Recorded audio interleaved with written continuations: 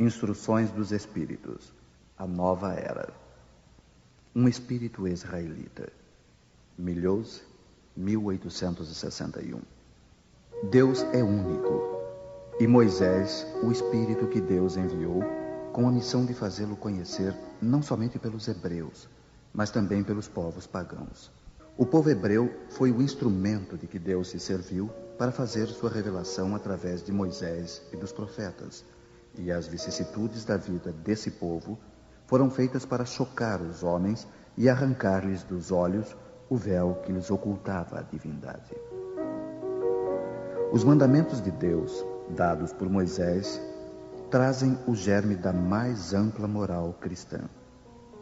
Os comentários da Bíblia reduziam-lhes o sentido, porque, postos em ação em toda a sua pureza, não seriam então compreendidos. Mas os 10 mandamentos de Deus nem por isso deixaram de ser o brilhante frontispício da obra, como um farol que devia iluminar para a humanidade o caminho a percorrer. A moral ensinada por Moisés era apropriada ao estado de adiantamento em que se encontravam os povos chamados à regeneração.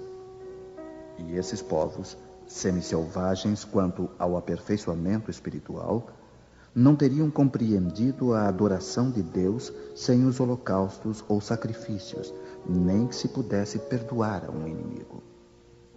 Sua inteligência, notável no tocante às coisas materiais e mesmo em relação às artes e às ciências, estava muito atrasada em moralidade e eles não se submeteriam ao domínio de uma religião inteiramente espiritual. Necessitavam de uma representação semimaterial, como a que então lhes oferecia a religião hebraica. Os sacrifícios, pois, lhes falavam aos sentidos, enquanto a ideia de Deus lhes falava ao espírito.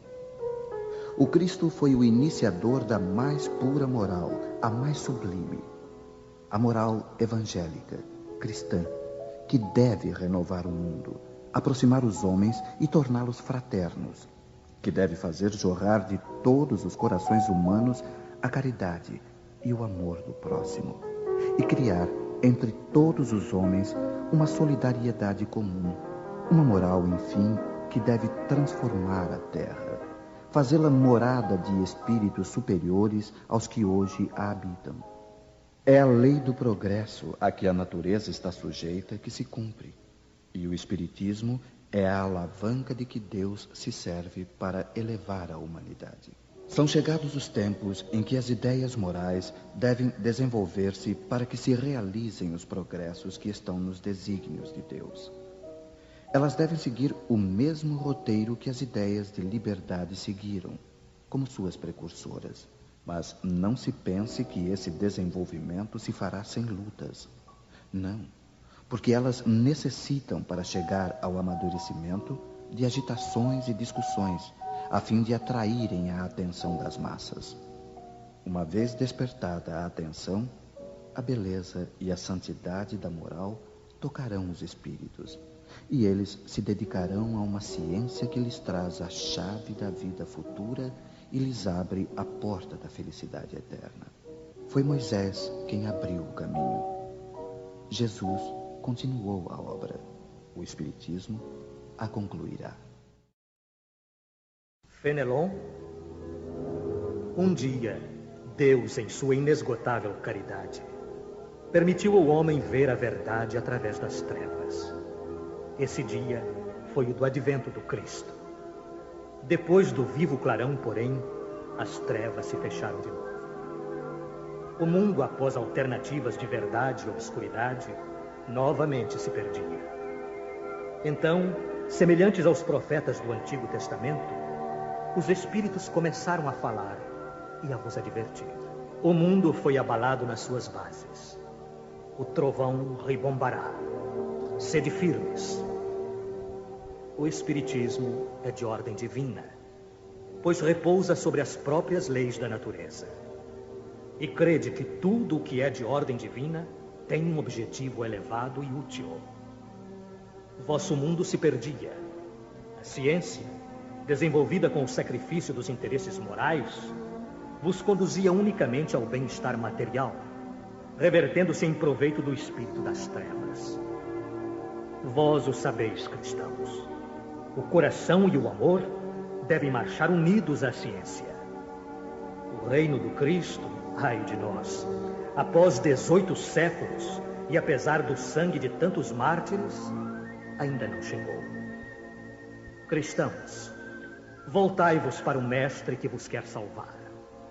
Tudo é fácil para aquele que crê e que ama. O amor o enche de gozo inefável.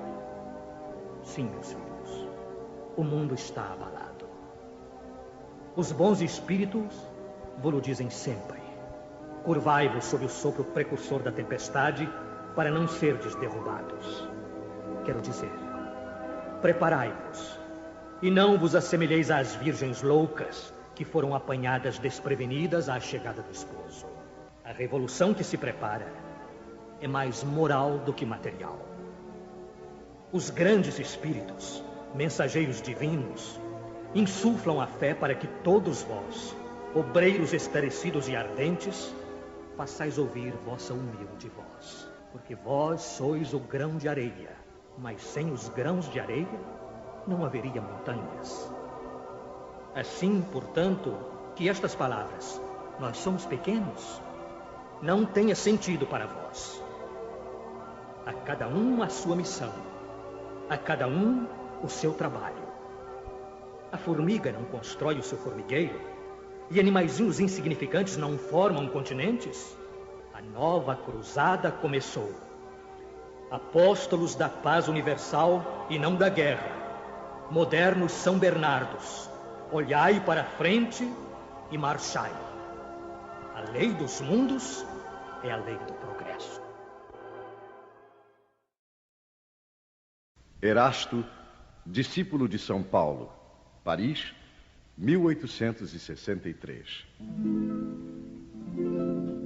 Santo Agostinho é um dos maiores divulgadores do Espiritismo.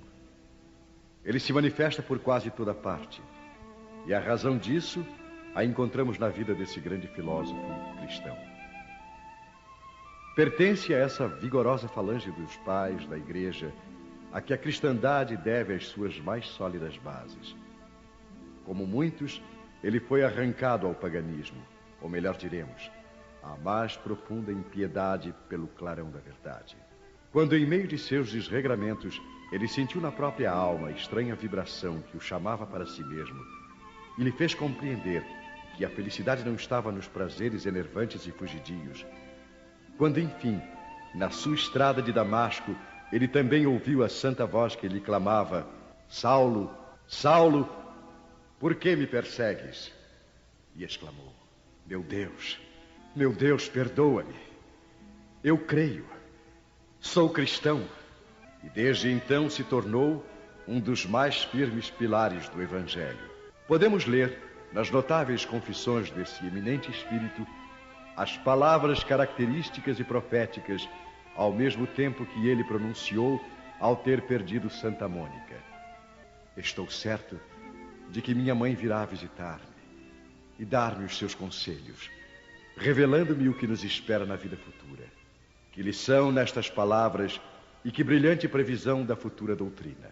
É por isso que hoje, vendo chegada a hora da divulgação da verdade, que ele já havia pressentido, faz-se o seu ardente propagador e se multiplica, por assim dizer, para atender a todos os que o chamam.